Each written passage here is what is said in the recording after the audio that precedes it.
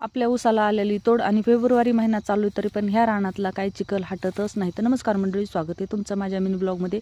आपलं सगळा 6 एकर ऊस आहे. 3 एकर आपण हार्वेस्टरने तोडलेला आहे. आत्ता 2 एकर आपल्याला लावायचा आहे. तर हे लेबरकडून तोडायचं चालू आहे. आणि 1 एकर आपल्याला दुसरा अजून 2 एकर ऊस लागवड करणार आहोत आपण. आणि गाईच्या चाऱ्यासाठी आपला 1 एकर आपण ठेवणार आहोत.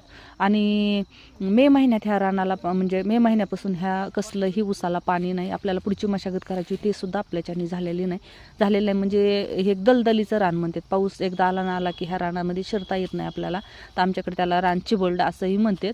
तर तसाच काय प्रकार झालेला आहे. आणि आपल्याला ऊस काढायचा म्हणलं तर दुसरं एक ट्रॅक्टर ठेवावं लागतं. एखाद्या वेळेस फसलं काही झालं तर वेळ आली तर आपल्याला JCB सुद्धा ठेवावं लागते. इतकं हे दलदलीचं रान आहे. आणि हे 86-032 ऊस आहे.